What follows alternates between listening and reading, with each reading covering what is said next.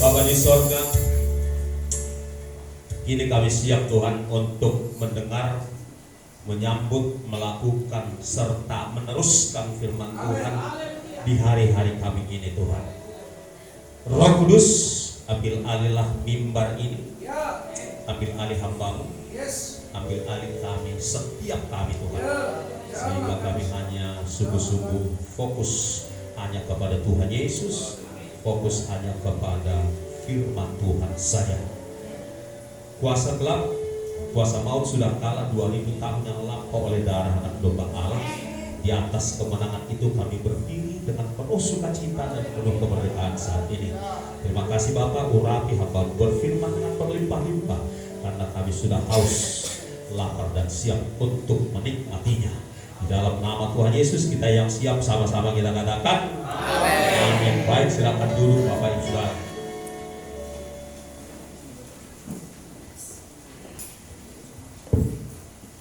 Shalom bagi kita semua. Selamat pagi menjelang siang. Haleluya.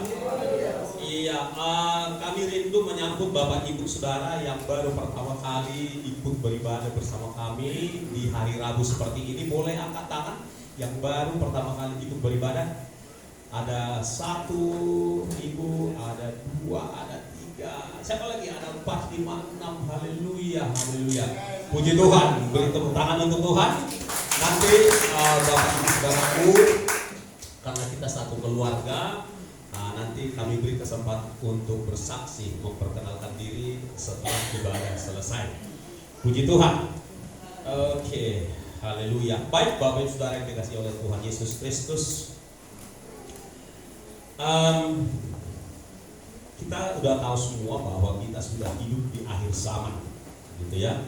Dan hidup di akhir zaman, di hari-hari terakhir daripada perjalanan gereja. Nah, Bapak Ibu Saudara, ketika kita menyadari bahwa ternyata perjalanan orang Kristen itu adalah sebuah pertandingan, adalah sebuah racing, ya, sebuah pergumulan. Saya menyadari bahwa surga karena terlalu mahal diberi cuma-cuma. Pintunya terbuka lebar untuk setiap orang yang percaya kepada Tuhan Yesus Kristus. Namun untuk masuk ke pintu dan masuk ke dalam kerajaan itu ternyata harus melalui jalan yang sesat, pintu yang sesat, pintu yang sempit. Betul bahwa surga diberi cuma-cuma, tapi untuk masuk ke situ ternyata harus melalui sebuah pergumulan, perjuangan, Bapak Ibu Saudara. Dan Alkitab firman Tuhan menuntut kita untuk menjadi pemenang. Tuhan Yesus gak pernah bilang begini, saudaraku, sudah selesai, saya sudah teriak di kayu salib, sudah selesai dan kalian boleh tidur, nanti kalau pertandingannya biar aku juga yang menyelesaikan. Jadi ada pertandingan 100, ibaratnya mengelilingi stadion 100 kali ya, keliling. Sudah nanti kalau 100 kali keliling itu udah aku selesaikan, nanti kalian kubangunkan dan kalian masuk surga.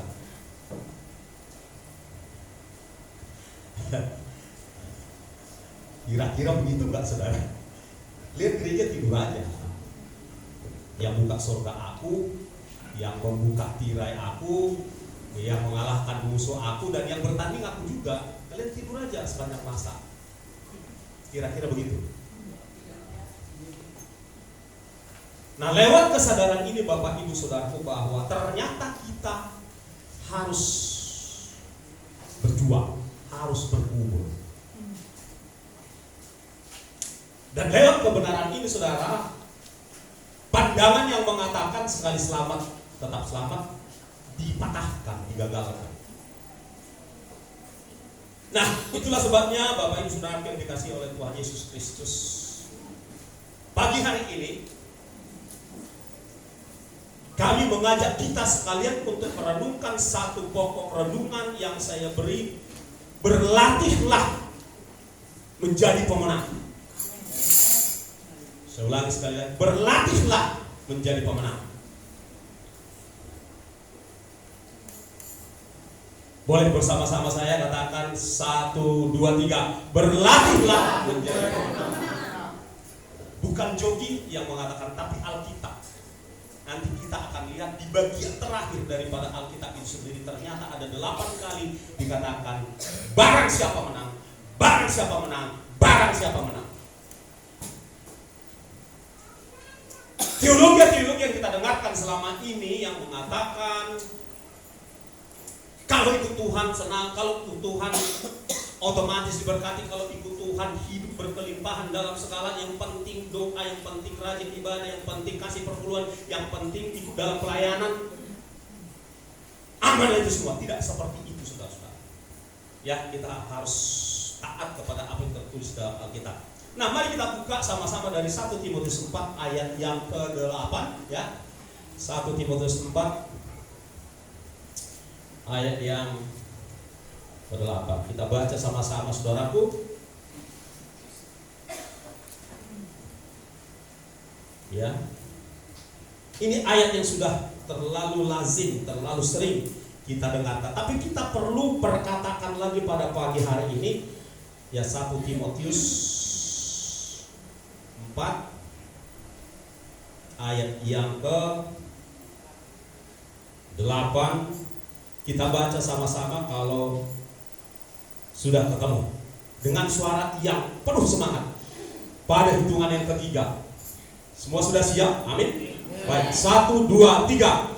Latihan berani terbatas gunanya, tetapi ibadah itu berguna dalam segala hal karena mengandung janji, baik untuk hidup ini maupun untuk hidup yang akan datang. Bertolak dari kebenaran firman Tuhan ini Bapak Ibu Saudara,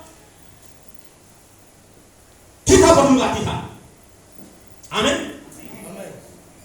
Kita perlu latihan dalam seluruh kehidupan kita. Paulus berkata, aku melatih seluruh anggota tubuhku. Paulus juga berkata bahwa aku bukanlah seorang petinju yang meninju dengan sembarangan. Latihan badani, latihan gym, apa namanya itu, jogging pagi-pagi, sport, semua berguna, tapi terbatas. Latihan ibadah itu jauh lebih penting karena berguna untuk hidup kita yang sekarang maupun untuk kepada kekekalan.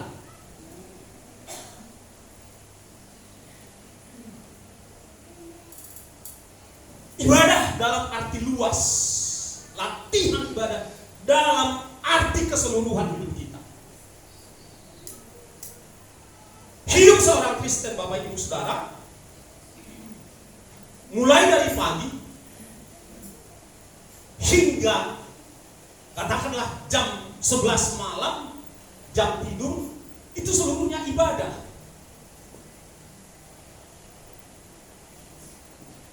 Katakanlah 24 jam sehari, semuanya itu ibadah.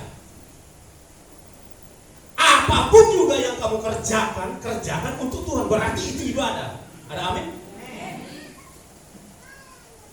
Bangun pagi itu ibadah. Nyapu rumah pagi-pagi itu ibadah. Nyuci piring itu ibadah. Nonton TV pagi-pagi belum doa, itu tidak ibadah. Bangun pagi langsung cari koran, isap rokok, itu tidak ibadah. Itu menikmati dunia. Bangun pagi berdoa, muji Tuhan dengar firman. Yang istri siapkan sarapan, suami nyapu rumah, pel, ada piring sisa tadi malam, suami yang waras cuci dia. Maksudnya kalau suami dan istri belum punya anak. Ya kan? Kalau punya peliharaan, ya gantian suami istri urus peliharaan, itu ibadah. Ke pasar itu ibadah. Berlalu lintas yang tertib itu ibadah. Bayar pajak itu ibadah. Memperhatikan saudara biologis itu ibadah. Memperhatikan saudara seiman itu ibadah.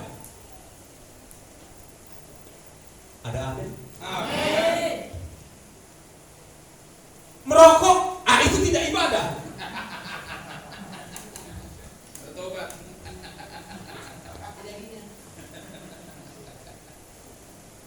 Jadi seluruh hidup kita itu adalah ibadah, amin.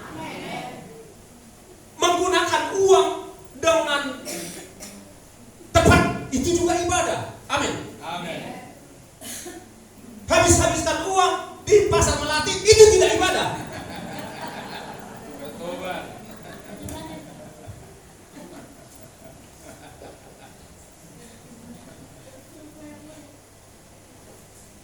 Saya perlu bertobat Amin. karena saya zaman-zaman jadi kebanyakan jas, kebanyakan sepatu. Aku bertobat, mengaku salah di hadapan Tuhan dan di hadapan jemaat. Jadi seluruh hidup kita itu adalah ibadah, Bapak Ibu Saudara. Amin. Menahan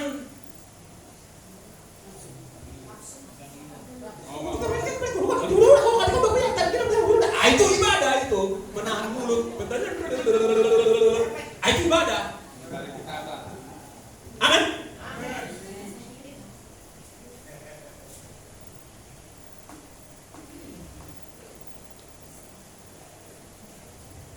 Mulai dari pagi sampai jam 12 malam, lihat ini, itu tidak ibadah. Bertobat. Amin.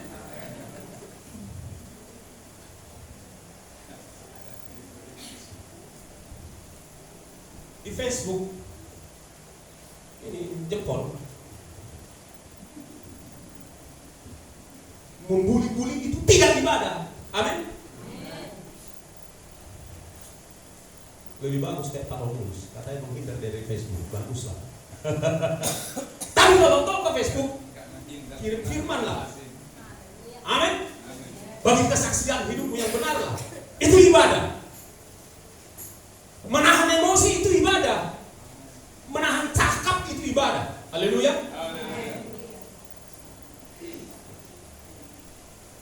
Kita mau bicara siap dipenggal dengan bulotin, tahu bulotin?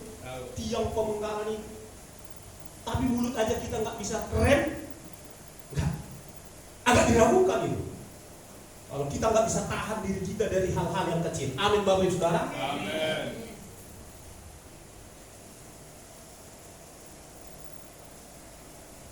Saya ingin mengajak kita melihat dari 1 Timotius 6 ayat yang ke-12. 1 Timotius 6 ayat 12 menunjukkan kepada kita betapa hidup kita adalah sebuah perjuangan, sebuah pergumulan. Haleluya.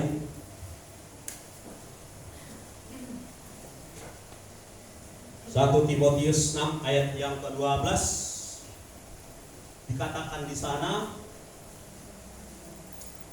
Oke. Kita baca sama-sama, kita perkatakan sama-sama saudaraku supaya kita menghidupinya. Haleluya. 1, 2, 3. Bertandinglah dalam pertandingan iman yang benar dan rebutlah hidup yang kekal. Untuk itulah engkau telah dipanggil dan telah engkau ikrarkan ikrar yang benar di depan banyak saksi. Bertandinglah dalam pertandingan iman yang benar dan rebutlah hidup yang kekal. Jadi benar Bapak Ibu Saudara bahwa kehidupan kita, perjalanan hidup kita itu adalah sebuah sebuah pertandingan. Katakan pertandingan. Pertandingan. Pertandingan. Dan rebutlah hidup yang kekal. Amin. Yes. Banyak orang Kristen tidak menyadari bahwa perjalanan hidupnya adalah sebuah pertandingan. Makanya gak heran hidupnya seenaknya, semau gue, ate kuje nina, bagaimana? Itu siang muda, ate kuje nina, suka-sukaku, lemokku, arwah, hebek, kok kau yang ngatur?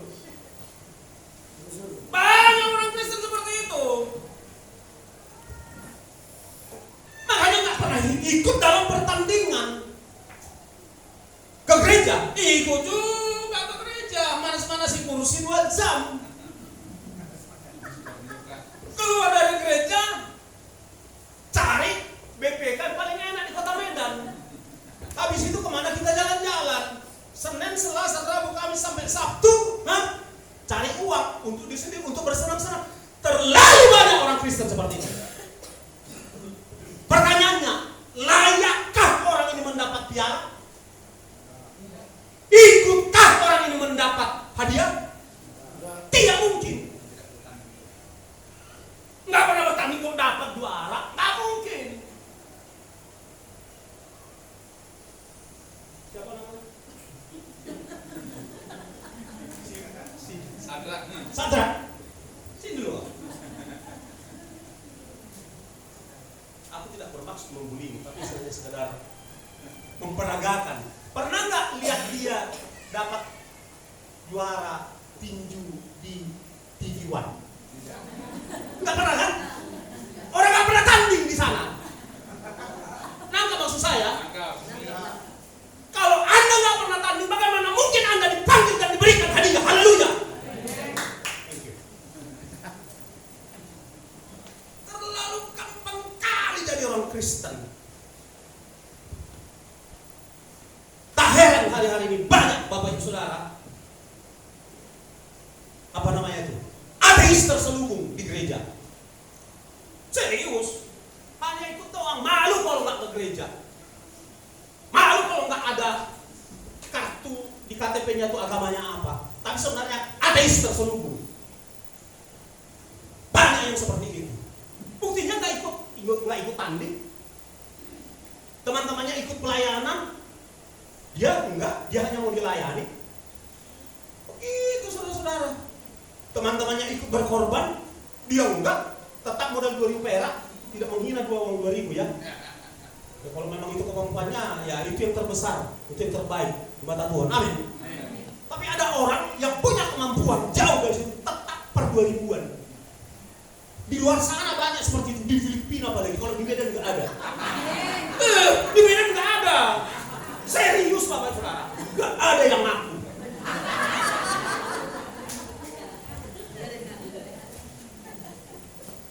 Udah dia enak kali pas hari pengukurannya. Ayam gomatonnya bunji dong. Soy boto juga. Jadi IPH-mu di keluarga namar habut di roha. Unang pola barsak kuhamu ayunga di jutuhat tau tulat bungna. Belum tentu kelambungnya, entah kelambungnya si Lusinya. Dipastikan pula bungna. Kekristenannya nggak jelas, imannya nggak jelas, lahir barunya nggak jelas, hulat bungna. Jangan-jangan dia menghadap sebelum dipanggil. Tapi di sini kita semua orang-orang yang siap dilatih untuk menjadi pemenang. Amin. Kita lihat ayat berikut. Saudaraku, 1 Korintus 9 ayat 24-25. 1 Korintus 9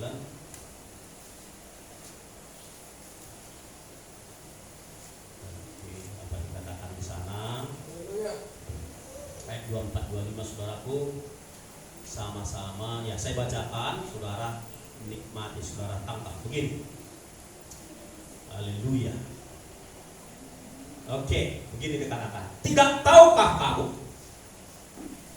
bahwa dalam gelanggang pertandingan semua peserta turut berlari? Yes. Tetapi bahwa hanya satu saja yang mendapat hadiah. Artinya hanya orang-orang yang sampai ke garis finish yang mendapat hadiah. Karena itu, larilah begitu rupa dalam iman saudara, dalam pertandingan yang sehari-hari diperhadapkan dengan kita, sehingga kamu memperolehnya. Ayat 25 kita baca sama-sama. Tiap-tiap orang yang turut mengambil bagian dalam pertandingan menguasai dirinya dalam segala hal. Mereka berbuat demikian untuk memperoleh suatu mahkota yang fana, tetapi kita untuk memperoleh suatu mahkota yang abadi. Nadisi yang mau dikatakan di sana, sedangkan orang dunia yang hanya akan mendapatkan piala yang fana, emas ece-ece, agak kuning-kuning dia kan. Itu pun orang melatih dirinya begitu rupa supaya itu dapat. Apalagi saudara dan saya hendak memperoleh mahkota yang asli, murni, terbuat dari emas. Katakan amin. Amin. Andai kata saudara dipanggil Tuhan, dibawa Tuhan rohnya melihat sorga, saudara akan menyaksikan seperti yang disaksikan oleh banyak orang, bahwa di sorga itu memang ada barang itu semua ada. Yesus yang mengatakan, aku pulang ke rumah Bapakku supaya aku menyediakan tempat di dalam bahasa Inggris disebut dengan mansion. Mansion itu istana. Jadi istana-istana yang disediakan Tuhan buat saudara dan saya di Yerusalem baru itu. Dan istana itu nggak mungkin kosong. Itu berisi perabotan yang terbuat dari segala barang-barang yang murni, barang-barang yang mulia, benda-benda mulia di sana, saudara-saudara. Jadi itu ada. Amen. Itu bukan hanya sekedar ilusi atau fantasi atau khayalan, enggak, itu memang ada. Selain mahkota itu, tetapi istana juga disediakan, perabotannya juga disediakan. Jadi kalau saudara saat ini perabotanmu apa adanya, hanya terbuat dari meja atau mungkin hanya terbuat dari meja triplek, nggak apa-apa, nggak usah sedih hati, amin. Yes. Meja tamu kami pun rotan, terus kaca, nggak kecil hati aku. Kalau masih Tuhan kasih yang lebih bagus dari situ, puji Tuhan. Amin. Selama masih hidup badan ini, ya. Kalau Tuhan kasih lagi benda-benda yang lebih bagus, puji Tuhan. Gak munafik aku terima. Ucapkan syukur, haleluya aku 120 kali. Tetapi kalaupun tidak, sudah tersedia di sana, amin. Maka bertandinglah lewat pertandingan sehari-hari. Saudaraku, kita lihat lagi di dalam 2 Timotius 3 ayat yang ke-12. 2 Timotius 3 ayat yang ke-12. Haleluya.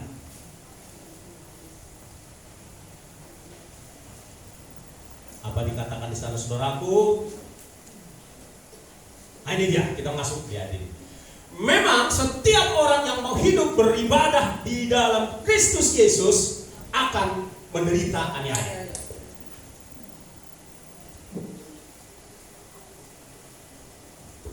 Kita baca sama-sama yuk. 1, 2, 3. Memang setiap orang yang mau hidup beribadah dalam Kristus Yesus akan menderita aniaya.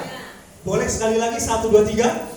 Memang setiap orang yang mau hidup beribadah di dalam Kristus Yesus akan menderita aniaya.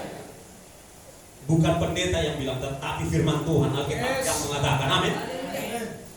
Jadi aniaya adalah bagian yang tak terpisahkan dari kehidupan seorang Kristen.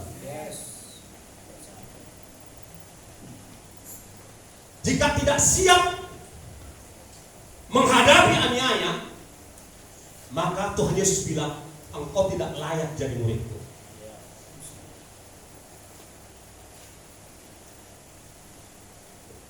Aniaya mulai dari tingkat yang biasa-biasa. Mungkin saudara dibully, dikata-katai, diejek, itu aniaya perasaan.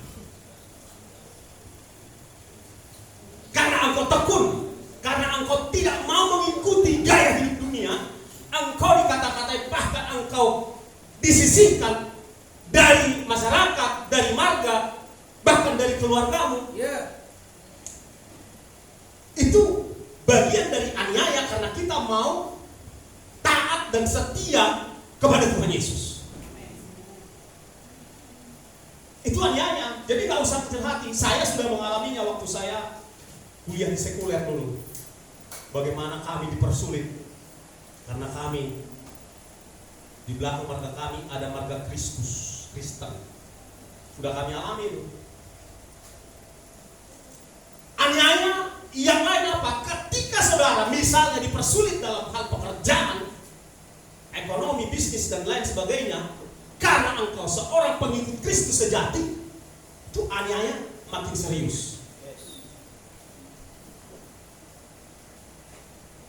Lalu kemudian ketika saudara tiba pada puncaknya, disuruh menyangkal Yesus dan di lehermu ada celurit,